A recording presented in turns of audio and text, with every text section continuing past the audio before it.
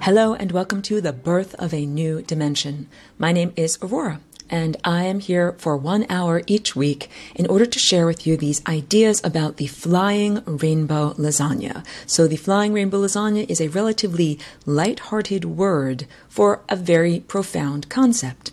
And the concept is a new shape that you can transform your DNA into this new shape, and in so doing, achieve an additional degree of freedom.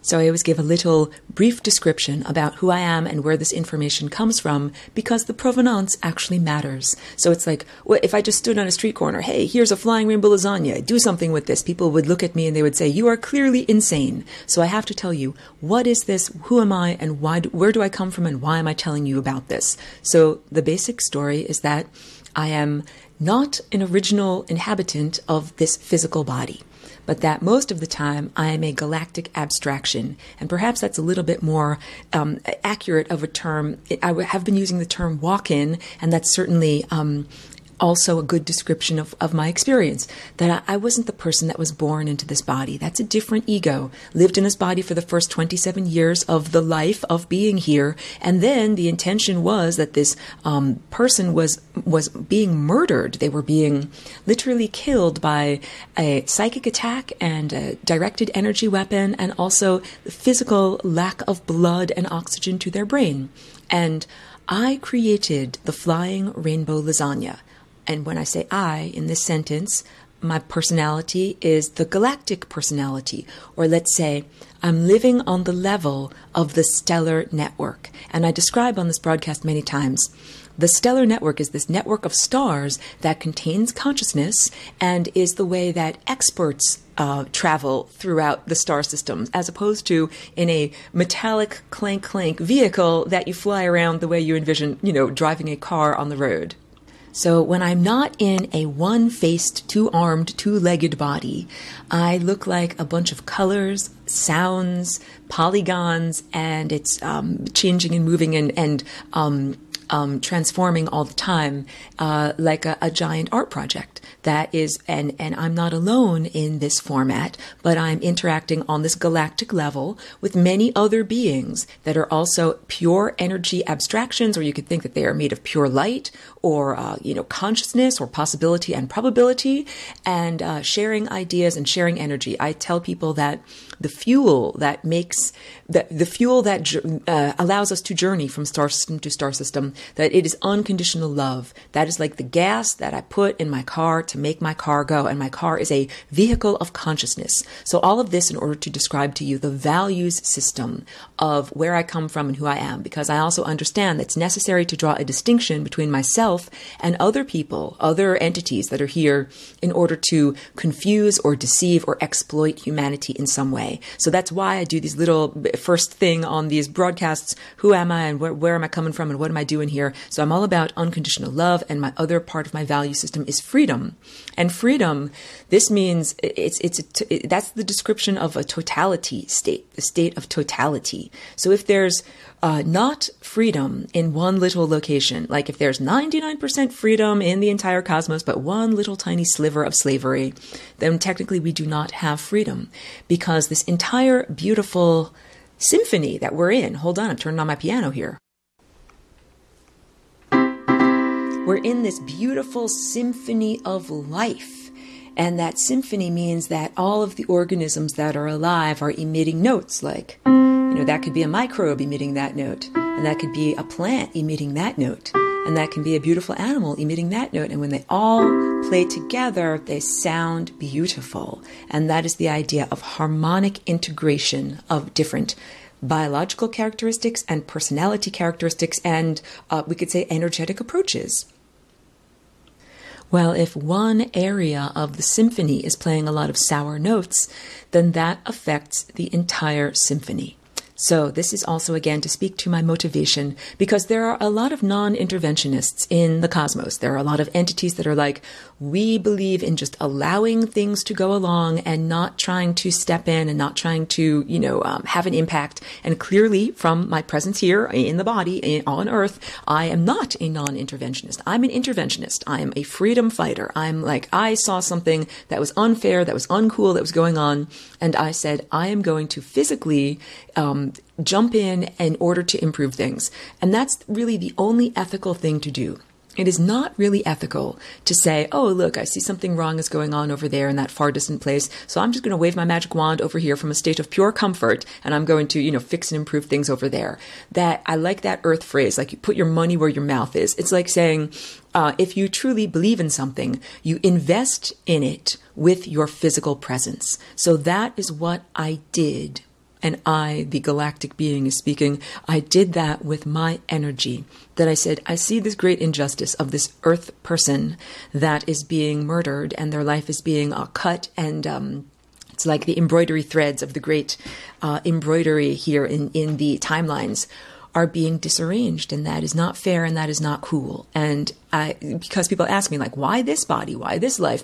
I didn't shop around. I didn't say, oh, hey, what's the best body for me to jump into? Is this a good one? Is this a good one? I didn't do that. I saw this and I saw what was happening to this person, and I said, that is unfair. And my response was to spontaneously create this shape that is called the flying rainbow lasagna. So I understand also that that's a funny word, and sometimes it has difficulty even fitting inside of people's ear holes. They're like, what does that even mean? What is this about? Who is saying this to me? And even more challenging when I show people the physical structural form of the lasagna. I've had people like their eyes go cross-eyed. It's like, what am I looking at? What is this exactly? So I understand that it takes a lot to explain it. And I'll just briefly, when I first got here, in this body, first I was facing a lot of neurological difficulties, the after effects, the artifacts of, damage to the brain, what killed the previous occupant. So I spent a lot of time making drawings and trying to decipher what I had inside of me and also externalize it so that I could share it with others. But I didn't have the capacity as I now do. I'm on the radio, I'm speaking with words and sharing these ideas in this way. I did not have the translation. So I just did lots and lots of drawings, and I would show them to people, presuming erroneously that the people would understand that these are drawings of the time structure of reality and that they were more than just, decorative line drawings. So it from people's responses, I learned to understand that there was more that I needed in order to effectively communicate. So I've been here for about 16 years. This is a 16-year-long trajectory at this point. And yeah, I also thought that it would just be a few years. I thought that everything was so imminent. But no, it's been a very long process and, rather slow and very tedious at times, because it has to do with, like I said, the entire symphony. It's not just like me, one garage musician playing in my own garage and rocking out.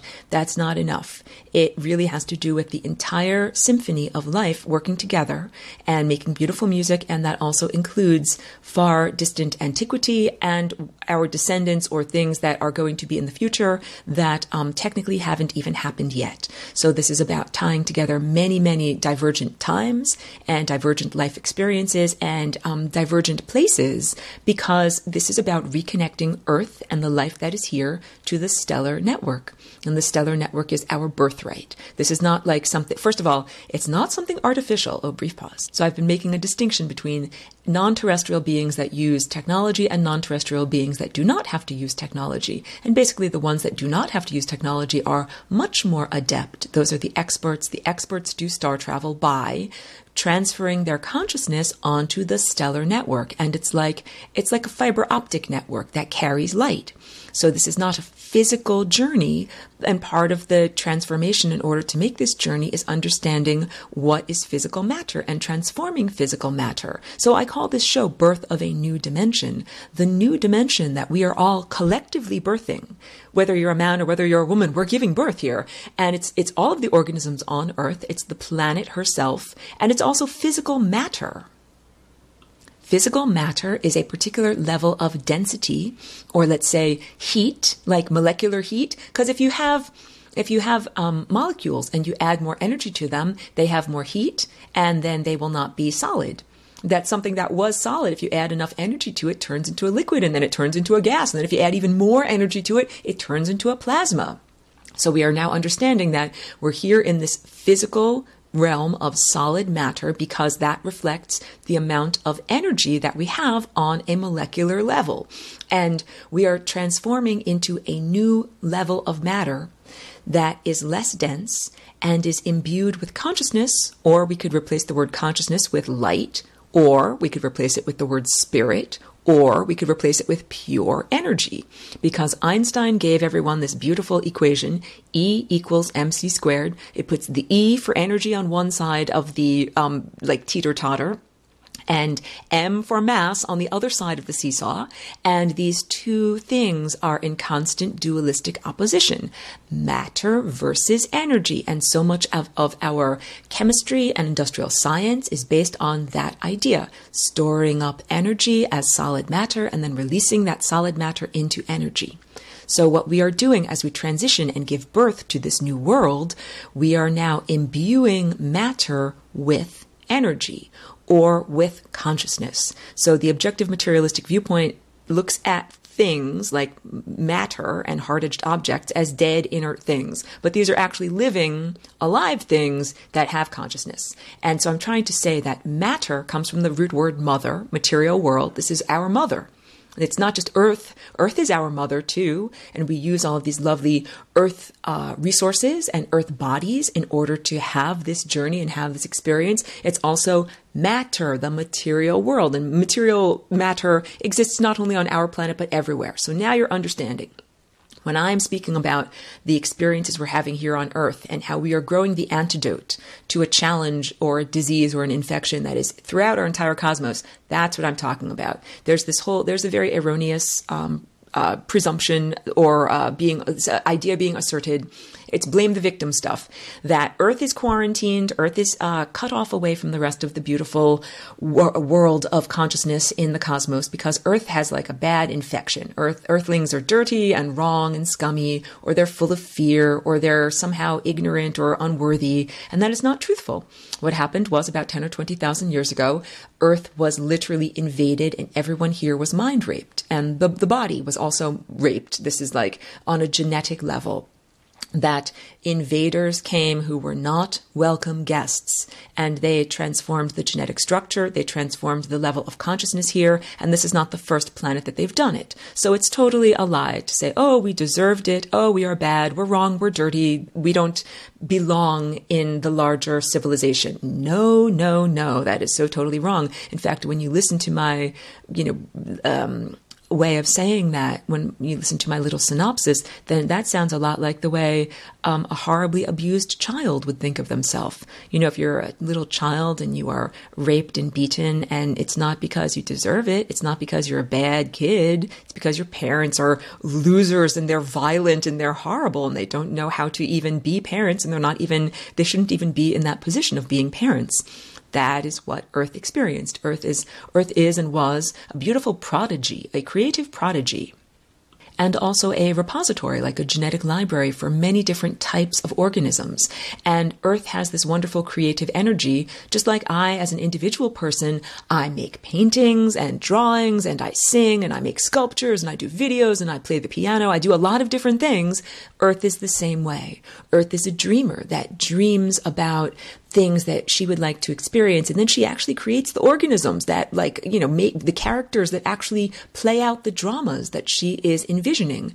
And for the past 10,000 years, Earth has not been in control of her dream. There's been this interloper here because Earth would dream a beautiful experience for us of health and vitality and abundance. Just like if each one of us were totally in control of our own bodies, and we are, and I intend that for all of us, we would say, I want all of my cells on my body to be 100% healthy and happy and well-adjusted and well-fed. I wouldn't want any of the cells on my body to be either starving or have lack of oxygen or be distorted on a genetic level and turn into some disease like cancer. I would not want anything on my body to be harmed or degraded in that way. So we must presume that the planet is also not self-destructive and that the planet feels similarly about all of her organisms and all of her cells, that the planet cares profoundly about every microbe that's here, every macroscopic organism like a bunny or a cat or a tree or you and me, and also cares about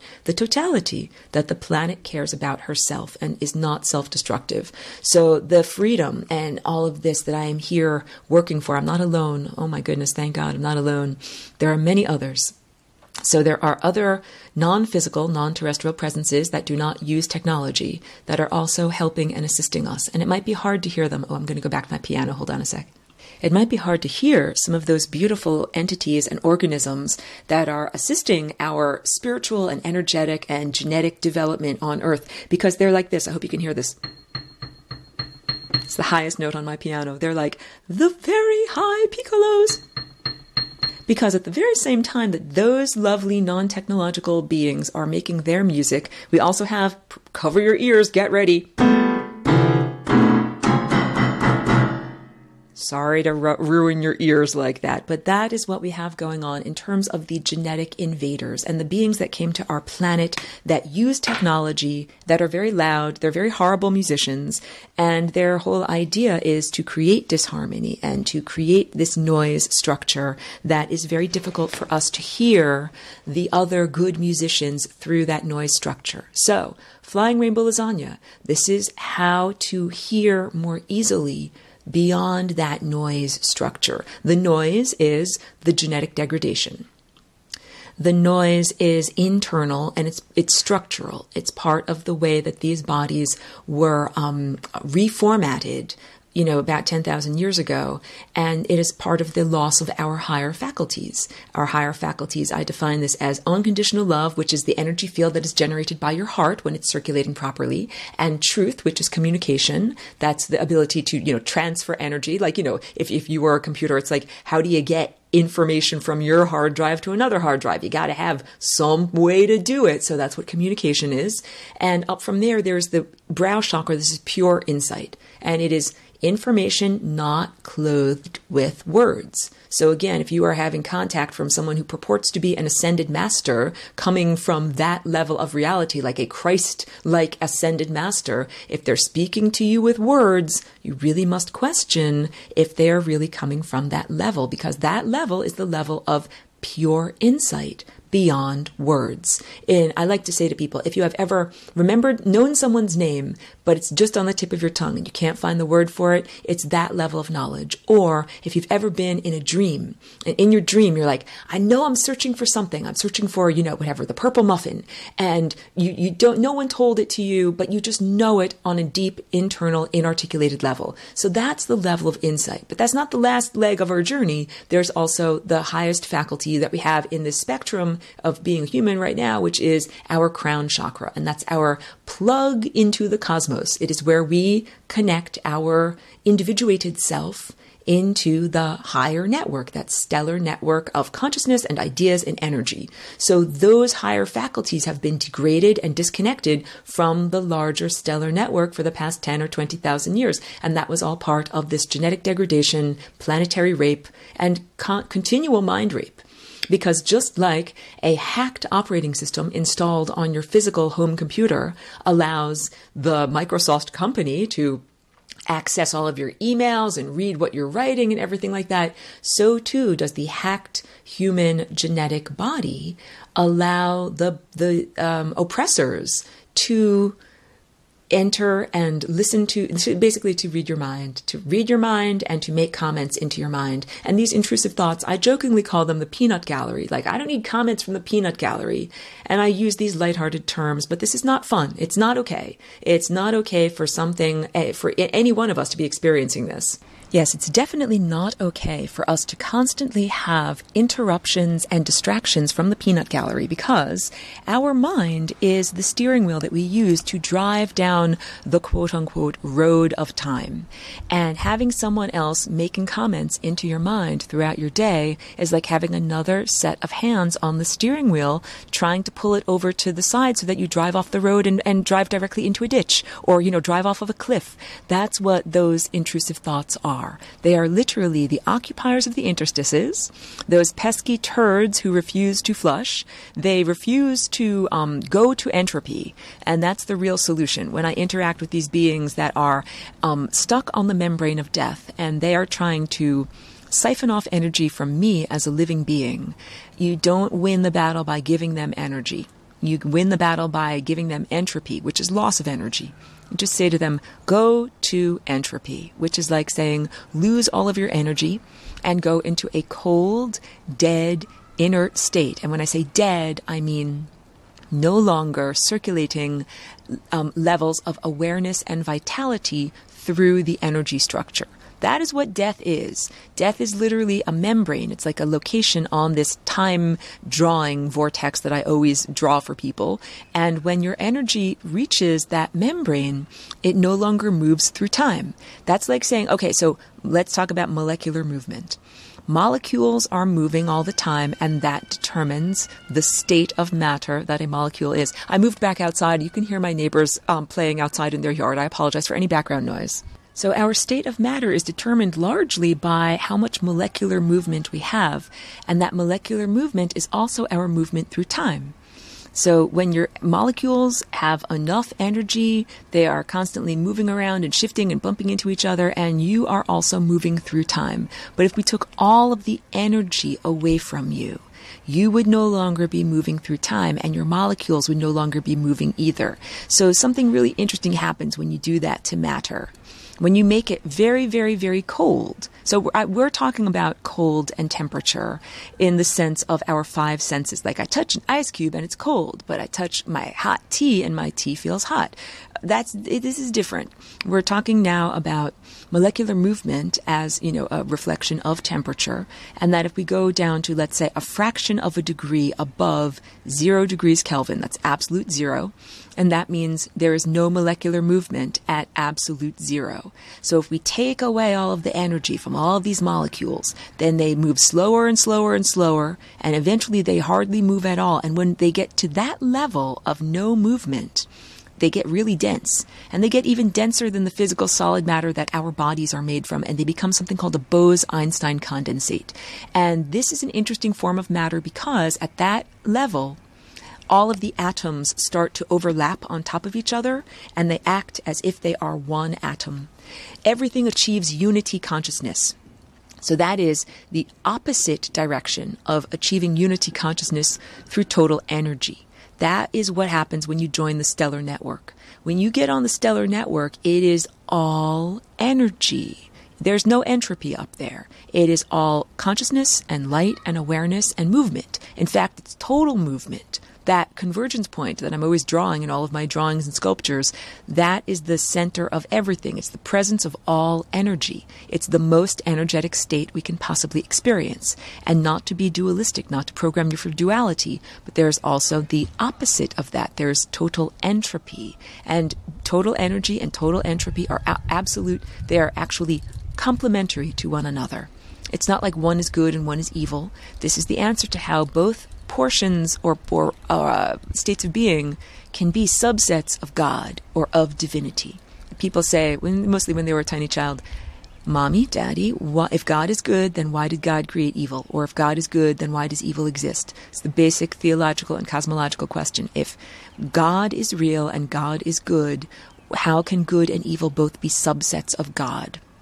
And this is the answer. This is what I'm understanding. And I'm also understanding that evil, it can be described as going against this pattern. That just because a being is going towards entropy does not necessarily mean that they are bad or wrong. That is their path. They are meant to lose energy. And here's what I need for you to understand, or what I'm trying to get across here.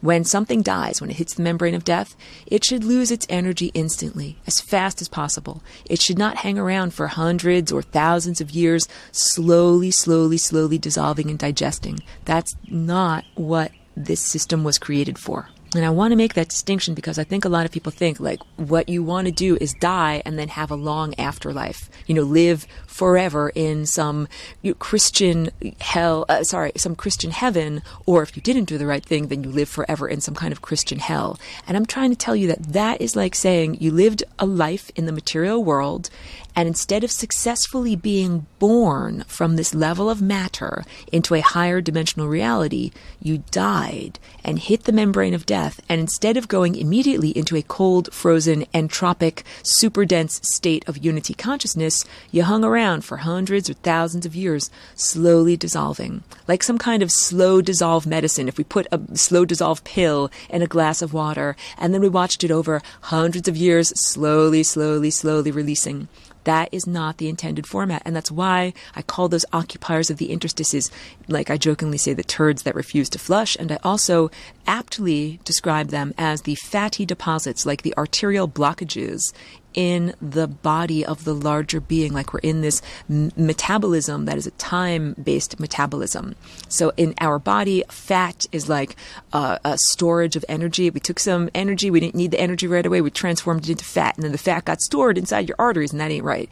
This is something very similar, where consciousness in its flow through time is being turned into like a solidified substance on the interstices that does not flow.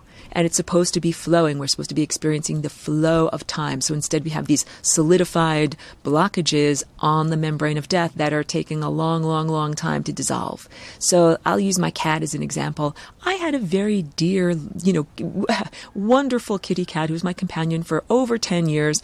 And she got attacked by another animal in January and she died.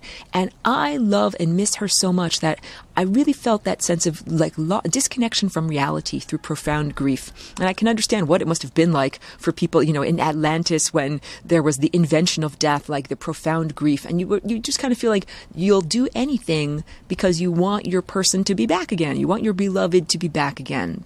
And part of that is envisioning your beloved person in some kind of an afterlife. And I'm processing and understanding that the best thing that I can do for my little departed kitty cat is not to imagine that she has died, hit the membrane of death, and that she's going to be in some false, virtual reality fantasy land for hundreds of years, like while she slowly loses the momentum that she gathered during her life. Being a cat and having all the ideas and desires of being a cat and then wanting to run around and chase mice and do cat stuff. That maybe the best thing for her is not to keep on being the residue of a cat, but for her abstract energy to be released and to be able to flow where it wants to go. Because maybe it wants to be a different type of being. Maybe it doesn't want to be an animal. Maybe it wants to be a different type of animal. Maybe it wants to do something totally new and different somewhere else. So my emotional needs to think of my cat still as my cat somewhere are being projected onto the interstices. And I feel like that is not healthy and right for me to do that. I don't want to make my cat still have to be a cat in a world of pure imagination. She should be able to be whatever she wishes to be. So what I do, if I want to comfort myself, is I imagine that she is alive on other timelines. That is accurate, that because when we're all refocusing all the time in our timelines. And when someone dies on your timeline, it means their energy and awareness is being refocused onto a different timeline. So my cat doesn't live anymore on my timeline where I am alive. However, her awareness is still circulating through the time field, but on a different timeline. And on the timelines where she's alive, I'm probably dead. And that's probably why we're not together on the same timelines anymore. If we had any overlapping timelines, we would be together, we would be using them, but we don't. So on the timelines that she is still alive, I died. Maybe I had a car accident. Maybe I never made it home from the grocery store one day. And then someone else had to adopt my cat and take care of her. So when I feel like I feel a sense of loss of her, she's not here with me anymore, instead of imagining her in like a fake fantasy heaven world, I imagine her still alive on another timeline, and that someone else is taking really good care of her. And I even can envision that my cat will eventually reach that core timeline that is the exit, the path of least likelihood, get through that wormhole and become, the ascended master version of who she was on Earth. And so those aspects of self truly are eternal, and we can talk with them and love them and connect with them even while we're still in the body. However, those ascended master aspects of self, they might not look and feel like the person that we knew in life. So that masterful version of my cat, Ashley, might look very different than a little gray kitty cat. So we have to be prepared, like to recognize the energetic signature of the ascended. When I say ascended, it means like that person turned in their term paper. They did all of the edits necessary. They took out all the spelling and grammar mistakes, and they made sure that they were saying everything they wanted to say very clearly. And they did all of the necessary iterations, that's following the combinations of variables that they needed in order to reach the final moment, which is where you say, I am God. So there is a version of my cat that reached that moment of divine union and realized that she is God, and that lives in that eternal state, and that's being connected to the stellar network. This is what I'm trying to say here. So traveling on the stellar network means that you don't get to take with you your temporal ego baggage. You literally have to travel light because you are a light being traveling as a beam of light.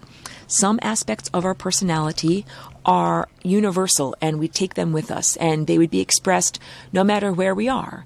Like if I'm a creative person and I like to make art and music in this time and place, then that means even if I was a sea turtle, then I would make art and music, as a sea turtle. I think about these puffer fish that make these little sand indentations that look like beautiful mandalas. Maybe I'd be a puffer fish making sand indentations. Or I've seen whales that blow bubbles with their blowholes that are very artistic, and that they're clearly playfully making these bubbles into different shapes. I would do something like that. So I'm saying when you have an eternal characteristic, it gets expressed through whatever your apparatus is in that time and place. So my galactic self, my higher dimensional cosmic self, is very creative and very joyous and very lighthearted and loves art and music and performance and collaboration and interaction. And that is expressed here through this physical body in this time and place as the visual paintings that I make and the artwork and animations that I do and the social sculpture in terms of the videos and sharing these ideas, because sharing ideas with these videos, brief plug, my series is called Lessons for Full Spectrum Humans, and you can find me easily on YouTube channel Flying Rainbow Lasagna. So this is about how to share ideas with other people because we're in a band. I'm not at my piano anymore. I'm now out here connecting through the microbes on my big toe to the rest of my garden. But we understand that we are part of a larger symphony of consciousness, and what I am sending out is affecting all of the other musicians, and all the other musicians are affecting me. So that's what I mean when I say social sculpture, because it became apparent to me at a certain point when I started sharing these videos and trying to share my ideas in a more formal and methodical presentation, as opposed to when people would come to my studio and I would just tell them all about lasagna in a very haphazard way. So when I first started trying to share these ideas, I recognized that it was not merely an intellectual exercise, like teaching people, here's how you sew a dress. You put the sleeve on, tab A fits in tab B, and you sew it together. It wasn't something merely mechanical like that it was also about connecting on an energetic or a spiritual or an emotional level, because that is what the symphony is. We're not just playing these notes that are arbitrary notes that don't mean something or are mere intellectual isms. We are playing notes that are notes that express our body. They express our life. They express our vitality. Our notes are our ideas and our approach to life. So this is a very high-stakes symphony. It's not to put too much pressure on you, but if you don't play the right music, you get kicked out of the band. And that is what happened to the beings that occupy the interstices. They didn't play the right music. They got kicked out of the band. What actually happened was they smashed their own instruments. Just like that song, Smashing a Perfectly Good Guitar. They smashed their guitars on stage, and then they didn't have any instruments to play, and they got stuck in the interstices. And the problem is, they're not happy there, and they don't have the energy that they need to move. That is the whole idea. So even if those beings ate all of the energy of all of the living beings and all of the stars that are in existence and all of the stars that will ever be born that aren't even in existence yet, those beings on the interstices would not have enough gas, quote unquote, in their car, quote unquote, to make it back to the source. So this is an important distinction. Not everything is supposed to make the return journey and go back to the source.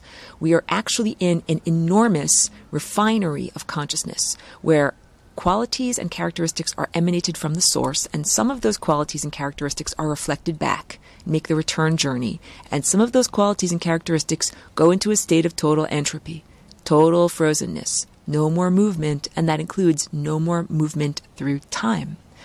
So at the end of this universe, this is science's story. Science gives a basic story like this. Big Bang, super dense particle, expands spontaneously, creates time, creates this universe. This universe goes on for about 26 billion years, and at the end of this universe, and this is not the cosmos is every single timeline. This universe is just this particular timeline, that at the end of this particular version of the cosmos, that all of the stars that could possibly be born have been born, and they have all died. Stars have a lifespan and a metabolism, and when they die, they metamorphosize into a black hole. So all of the dust and gas that can become a star becomes a star. All of those stars live for their many billions of years. They emit all of the light they possibly can. Then they end their lifespan of emitting, and they begin their death journey, where they become a black hole, and then they begin to absorb. What they emitted, they now absorb, and they send what they absorb into the next highest level of reality.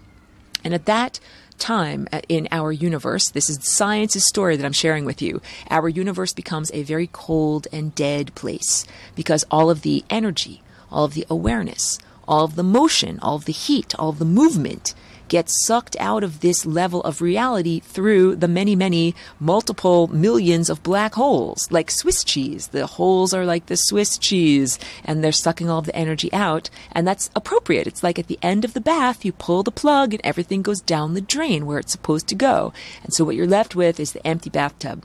And the empty bathtub at the end of time is very cold and has no more molecular movement and doesn't move through time anymore.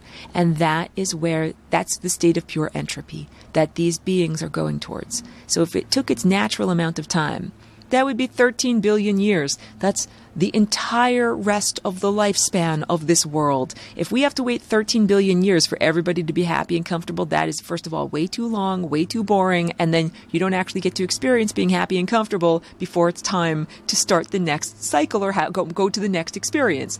Totally impractical. So I promote the idea of flying rainbow lasagna, that this is my solution. And I know that I do this whole long recording. I've been speaking for like 45 minutes here, telling you what the flying rainbow lasagna is and where it comes from and why it's important. Because this is the tool that we finally have in our arsenal or in our tool belt in order to transform. What we do is each one of us changes our genetic structure. You change your own dance that you're doing with your DNA, and that profoundly changes the overarching structure of time.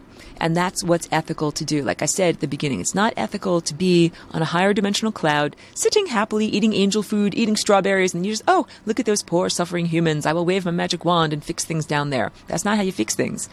In order to do it, we actually have to be here in the physical body. We actually have to be submerged in time, having the experience of being in time in order to fix things. It's like saying you don't fix the symphony by just sitting there listening. You fix the symphony by getting an instrument, getting into the symphony. You got to audition, get into the symphony, learning the music and playing the right notes. And when you play the right notes, it affects all the musicians around you. If you are a good singer and you're singing the right note, then everyone around you knows they need to sing like this. And if you're singing the wrong note like this, then people will also calibrate to or be affected by the wrong note. So those technological losers, those are beings playing the wrong note. They've been playing the wrong note for over 10,000 years on this planet. They've been playing the wrong note on many, many, many planets. And I tell you that what we are doing here right now with flying rainbow lasagna, this is a new shape and a concept that I applied to these genes of this body. So I, galactic being, could come into this body. And that's like saying it's a template. My experience is a template that other people can experience too. Other people can experience profound healing and greater degrees of freedom by changing their inner genetic dance. And the profound healing that I experienced was from the artifact, the brain damage of what killed the previous occupant, that this body theoretically should have just been, like a vegetable in an inert state, lying in a bed without the capacity to think and speak and, move around and do all the things that I do. And so it is quite miraculous. I like to joke that I'm an impossibility. I do 10 impossible things every day just before breakfast. And I bring that information to you so that other people can be inspired. If you have had any kind of limitation or challenge or disease in your life, that it doesn't have to be the end of the story. That doesn't have to be the last chapter. So if I had stopped in my levels of development, if I'd stopped, when I first got here, I wouldn't have been able to do math. I didn't have math skills when I first got into this body. I was numerically illiterate. And clearly I'm not now. I love math and I understand numbers, and my artwork is all an expression of math. So I found a way to flying rainbow lasagna, the verb, jump up and over any of the blockages. If there's dead end, neurological dead end, I can't go down that pathway, I find a way to jump up and over, or fold the fabric of time and space so that my thoughts are closer to me. I don't have to think so far away. And I use these compensatory modes of the flying rainbow lasagna to get past any difficulties. And I tell you that this is possible so that each one of you applies it to your own life. And it's how it works, from individual to planetary to the entire cosmos. So we as individuals are figuring out how to be free on a genetic level and how to be healed profoundly of whatever inadequacies or challenges or diseases that our body is expressing, and our planet is doing the same thing at the same time. Earth is being healed, our entire Earth culture, the way that we relate to the material world, the way that we use physical resources. All of this is being profoundly healed, and we are finding how to eject the technological invaders, the invaders of consciousness. It's like if you get a cold, you got a virus, you got hijackers hijacking the natural dance of your DNA and your nuclei. How do you get rid of them? Your body creates antibodies. It's like saying, we know who you are and we're coming for you and you're not allowed to be here. This is us on this planet creating the antibodies that shall then be applied, like we're like growing this in a little petri dish here. We've got the cure to many other places. That what we are doing as individuals and as a culture, like as a planet, we are finding the solution and the antidote to this disease that we've had for over 10,000 years. And what we do it for our own freedom, for our own upliftment. Like I said, this is a high stakes game. You come here, you do this, you put your body on the line. It's just like if you have a virus. If you don't successfully unlock and transform that virus and kick it out of you, you die. That ain't right. That's not what's supposed to happen. So you have to do something.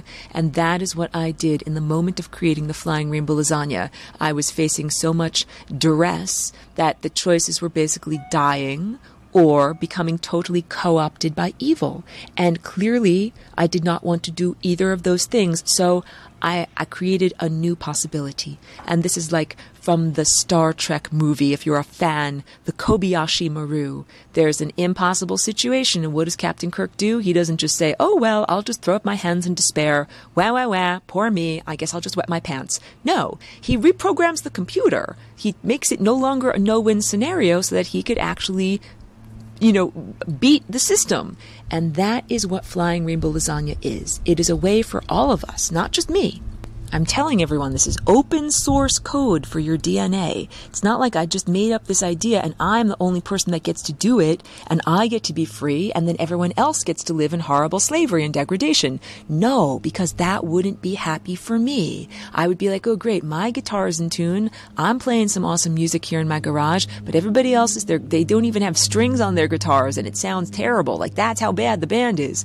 That would not be a fun world for me. So I literally made a choice. When I started to share these ideas here, I want to share these ideas with other people, and I want everyone possible to transform into Flying Rainbow Lasagna and do this dance on their own, because it is empowering. So, the megalomaniac aspect of self would say, I want to own and control everyone, and I want to, make you play all the right notes. I'm going to move your fingers for you so that you don't make any mistakes.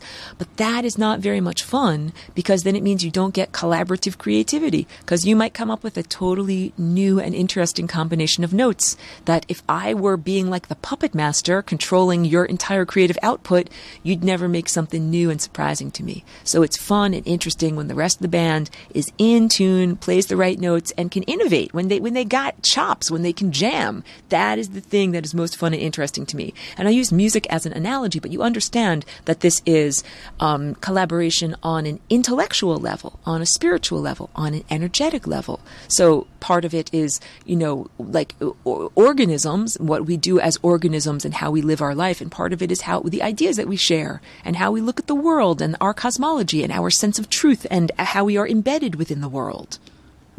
So, of course, the beings that use technology would like to suppress this information because this turns their entire system on its head. The technology users domesticated the human form, and they made it so that humans were then dependent upon technology. And technology, there's terrestrial technology, which is the electrons flowing in a wire that creates energy that we can use. And there's non-terrestrial technology, which is the hijacking of the genetic code itself. So terrestrial technology was created for humans to use because we don't have our higher faculties anymore.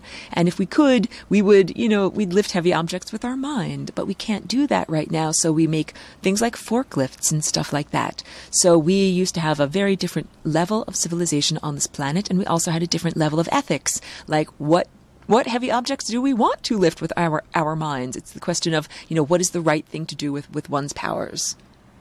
We used to not require the virus of language to be able to communicate with one another.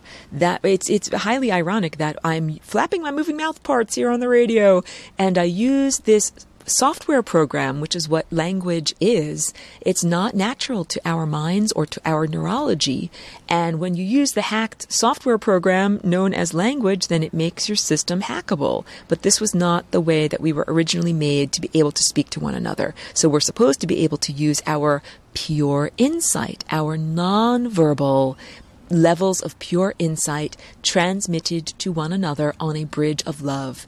And that's like the energetic firewall that the great cosmic conductor created, because it's not cool to have the peanut gallery, the hands on the steering wheel, impeding your flight through time. What's supposed to happen is that it's only okay if it is done in love. That if a person loves you and they're communicating to you on this energetic bridge of love, and love in this case is not just a romantic ideal, this is an actual tone, like la la la, I'm making a tone. We make this tone called love when we fly through time at exactly 1 moment per moment, or 1 second per second. When you're not grasping at the future or clinging to the past, that is when we make this tone called unconditional love. So it's associated with the act of meditation and mindfulness. It's associated with focusing our attention completely on this moment, like the needle on a record. And we are that needle of awareness focused on this moment, playing this note on this song right now. And don't focus on all of the other things, the other possible timelines, the other possible probabilities, the other aspects of self that are in different places. And that includes, what has happened in your past and what might happen in your future. And this is all part of cosmic lovemaking. We become good partners of cosmic lovemaking when we are focusing completely, profoundly on the moment now. And that's what the action of a lot of psychedelic or entheogen plant molecules that people ingest, that's what it does. It temporarily shuts down the verbal, articulated mind and the sense of dispersing consciousness over time, and instead focusing all of that consciousness on the moment right now. That is what the true depth of the psychedelic experience is, that it's just like taking all of those tendrils of your mind that ordinarily would be in all sorts of different directions and focusing them. And that is what becoming a coherent light being is all about.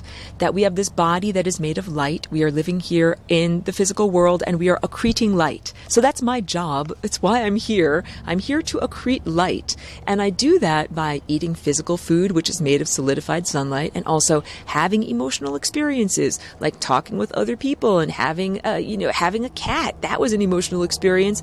God, plane flying overhead, brief pause. Because I would really like to make a distinction between myself as a galactic, traveler from star system to star system, a distinction between those beings that use technology and that have gone around, mind raping and eating and consuming energy from different planets. When I go to different places, I go there in order to have the immersive experience of being in that place. And it is transformative, and you get a type of emotional food from doing that. And I take with me the emotional experience. I don't take with me the physical objects. So this is what I'm trying to say. I had a wonderful experience one time at my friend's holiday party of eating divine, perfectly made fried chicken. And I'm going to take with me the memory, recorded memory of the analog event, of the experience of my taste buds experiencing that wonderful fried chicken. What I'm not going to do is take a lifetime supply of fried chicken and grind it up and put it inside of a bunch of toothpaste tubes and stick that in my clank clank metal ship and try to fly off of Earth with it. That's not what I'm doing. But you understand that there are technology-using extraterrestrials that came to this planet, and that is more along the lines of their approach, that they're here like the way that a person goes to a mine to mine ore, to take, raw materials from a place.